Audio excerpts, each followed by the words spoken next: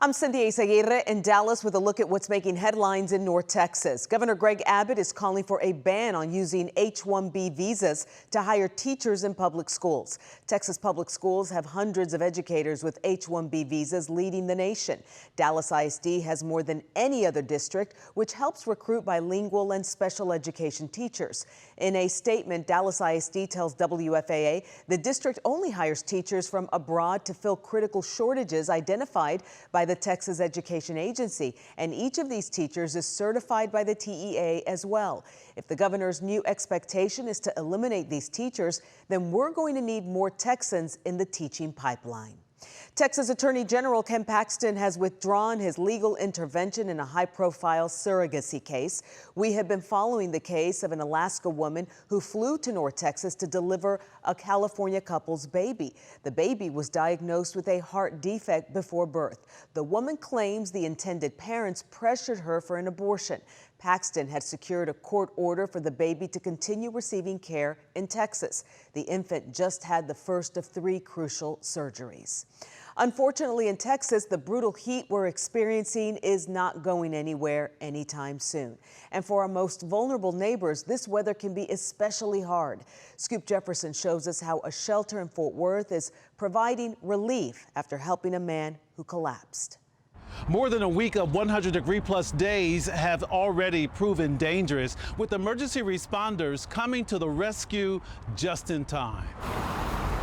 In the blazing heat. Hey, are you okay? I'm gonna set some water by you, okay? I looked out and saw that he was, can you drink some water? Laid out with his hands behind him. You need an ambulance or are you okay? Gary Wilkerson sprang into action for a man in distress near his shelter. Dude's not responsive. I got a white male that's non-responsive, and he's not opening his eyes, nothing. Like you can't see his chest or stomach moving. But Gary explained the man's condition to a 911 operator. Good to see them pull up. Yes, absolutely. Within minutes, these are the situations that you just don't like to see. paramedics treated him. Heat exhaustion, that's the funny thing about it, because you can lay down and just think you're tired, and the next thing you know, you don't wake up. Something he's seeing far too often this summer. You want to put some extra water in there? Yeah, help yourself. That's why every day Gary and his staff at When We Love Shelter on East Lancaster Yeah, you take what you need because you got to stay hydrated. are passing out free sandwiches and snacks, cold water, and most importantly, bags of ice, as the demand outweighs the supply.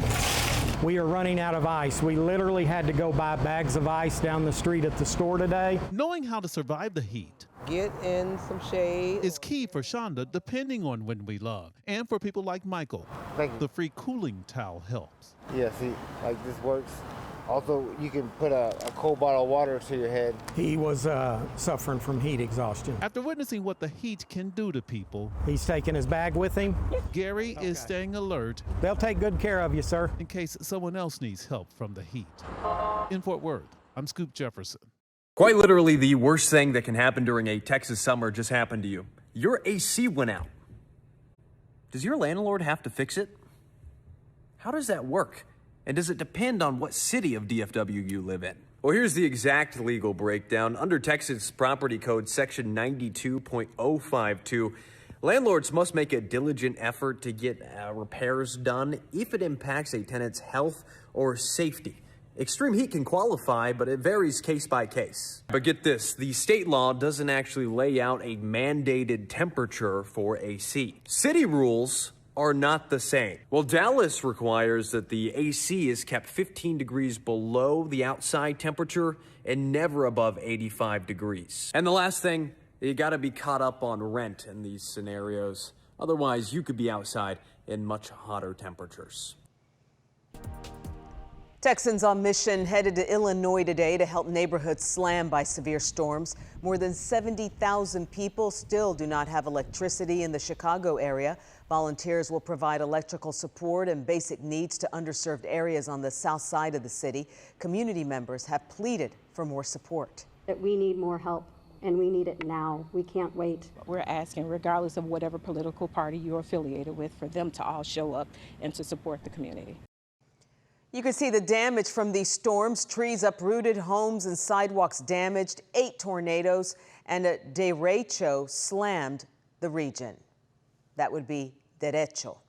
You can see our flowers wilting and our lawns turning brown right now, but trees in North Texas are also drying out right now as well.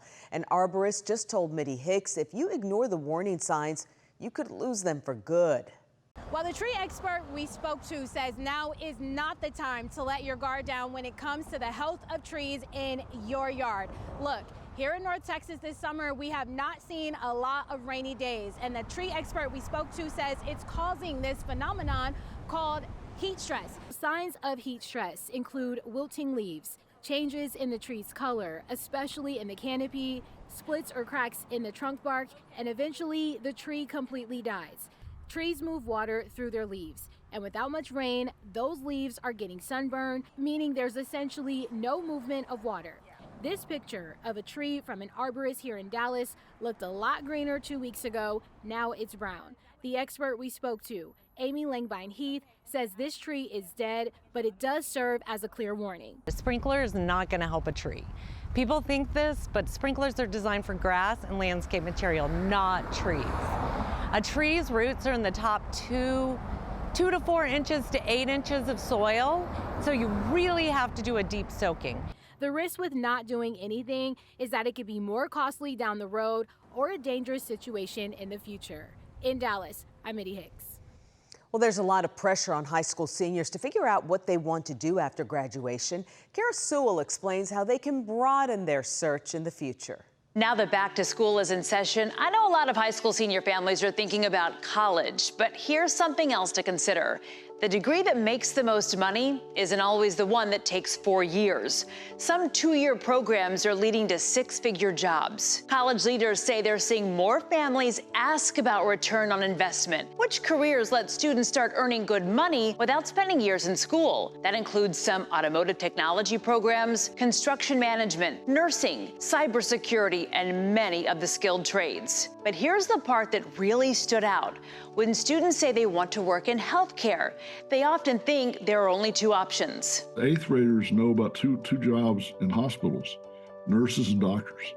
And the reality is there's over 100 different jobs in hospitals. I think it'd be helpful for students to really research and understand what they really want to do. Another term to remember, stackable credentials. That's where students can start in one career, begin earning a paycheck, and build additional certifications over time without starting their education from scratch.